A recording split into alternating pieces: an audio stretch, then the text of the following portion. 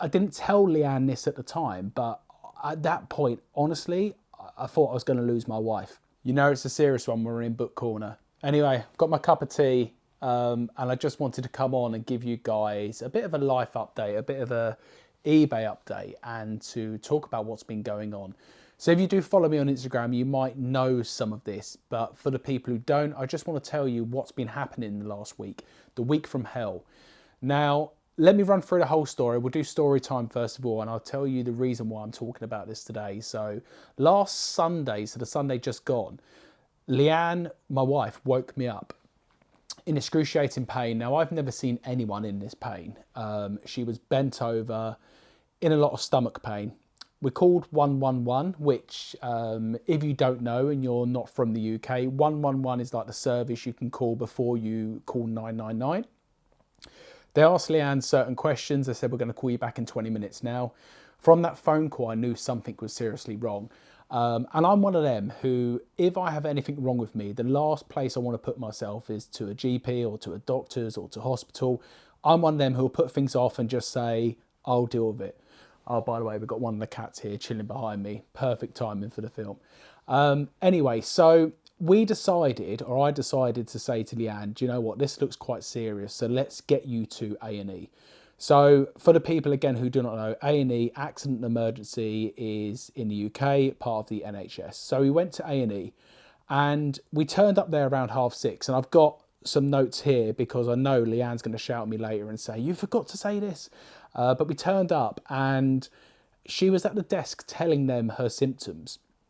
Bent over at the desk, and in my head already I know this is serious, but we sat down, they told us to take a seat, and within a couple of minutes of sitting down, she said to me, I'm going to be sick, and sorry if you don't like all the graphics. So she was going to vomit, went off to the bathroom and vomited, and they noticed that happen, which I think fast tracked us getting through A&E a little bit quicker. Anyway, so next step, we went into a room. They started to do blood tests for Leanne. And I hate needles. I hate all that stuff. So I had to look away. But by the end of everything I'm going to tell you, I think my fear of needles has gone.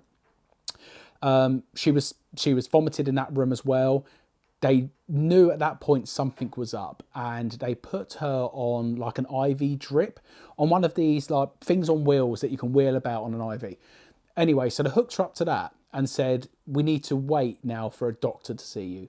So we waited a couple of hours, 2, maybe 3 hours, and a doctor finally called us into the room, felt around Leanne's stomach for a bit, and said, we're going to have to send you off for a CAT scan to see what's going on, because when he was pressing on Leanne's stomach, in certain areas there was lots of pain she was feeling.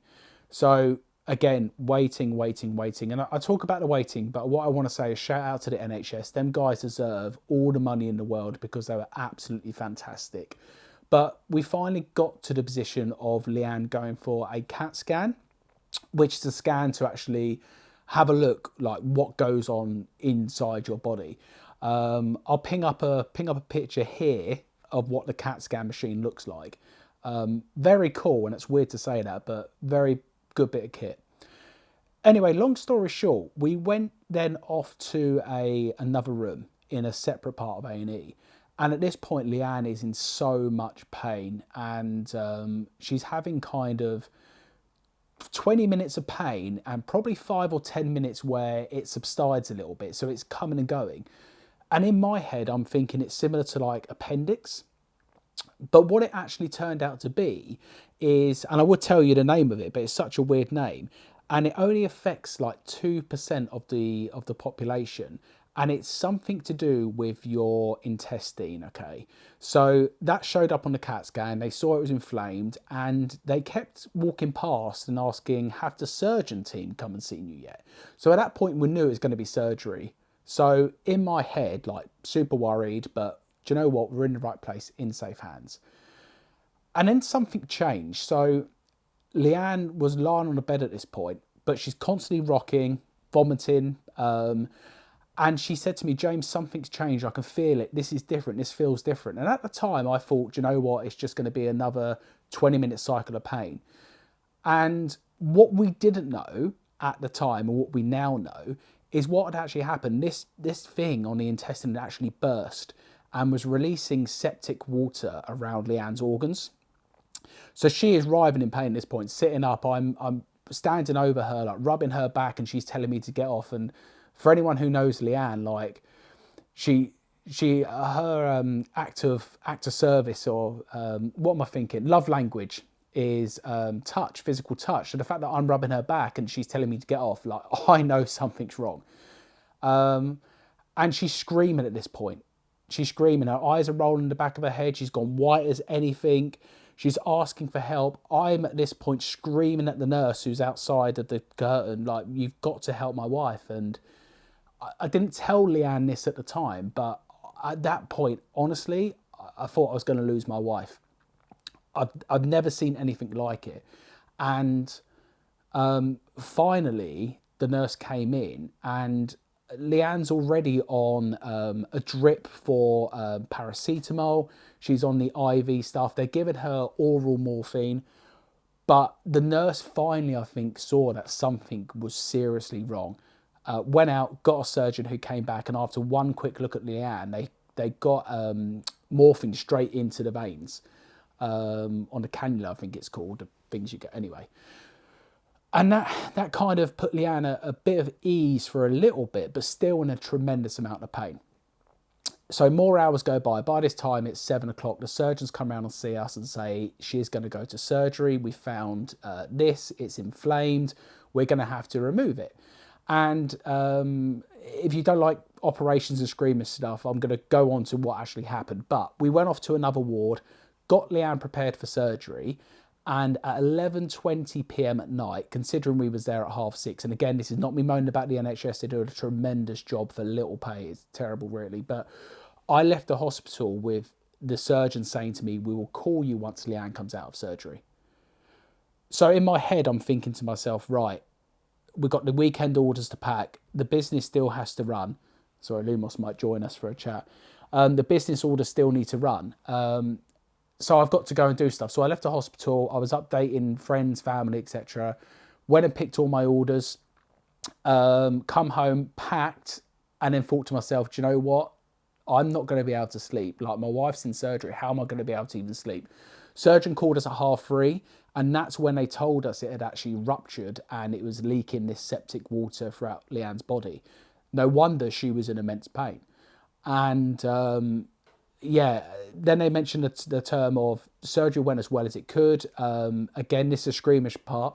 Long story short, they had to actually cut away the rest of this thing on the intestine and sew it back together.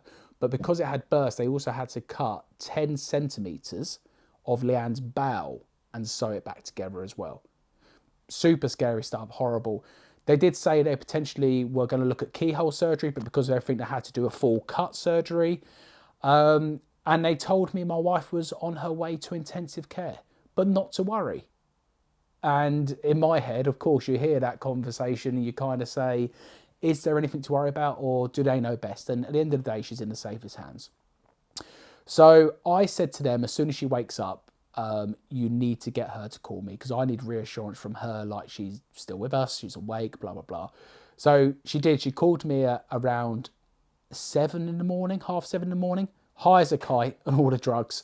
And I finally got down to see her when I was allowed, which was 1 o'clock, because on intensive care it's different hours. Got down to see her at 1 o'clock. In intensive care, and the reason she was in there, she was hooked up to all the machines, they needed to monitor her. But by the time it got to 7 p.m. that night, they had actually moved her onto a separate ward with, I say separate, it had 6 people on the ward. But she's hooked up to the morphine. She's loving that. Honestly, I don't think she ever wanted to give the morphine up. But that's what happened. And day by day, she got better. She improved. Things started getting removed. So every day I would go up to the hospital, things were getting taken out. And one of the real blessings with the hospital is they have strict visiting hours between the hours of 12 p.m. till 8 p.m. And that was a blessing in the sense of, for me, I would have been at her bedside the whole time. Okay, forget money, forget work. This is my wife. Health is wealth, all the rest of the stuff. But because I couldn't be there, it allowed me to get my eBay work done in the morning. So business as usual.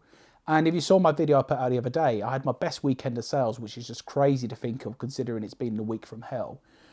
But yeah, every day want to go and see her and going up there and spending the hours doing 12 and 8. So business as usual, apart from the Wi-Fi at the hospital is terrible. So sniping on Vinted, like we know I do for my stock, really difficult. So what I was finding, I was having to do that in the evening when I got back. So mentally for me and physically for me, draining, because I'm worried about my wife's health. I'm worried about the business, blah, blah, blah.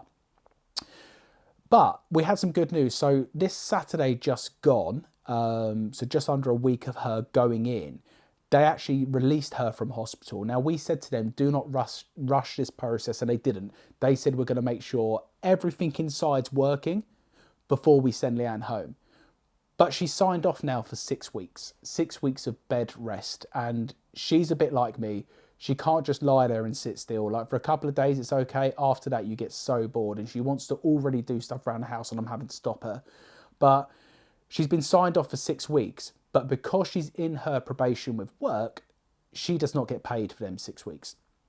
So that's caused another potential stress. But actually, where beforehand that might have really stressed me out, stressed her out, we have some savings, and actually it's made me realise a big lesson that is mentioned all the time, but we don't really talk about. Health is wealth. And when it comes down to it, it's not important. It's not important for 6 weeks that we're relying on one income. We can make it work. And you know what? This might force me to make it work even more so.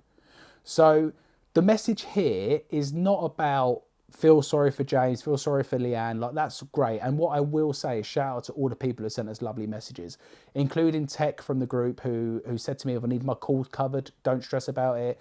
Young Jamie actually messaged me and said, if you want me to cover your call, I'll do it. I won't take the money, blah, blah, blah. Even a guy from a town called Arkansas, Carl, I know he watched the video. Lovely guy. He even voice noted me. He FaceTimed me. He said him and his wife were praying for me. He actually prayed for me on FaceTime.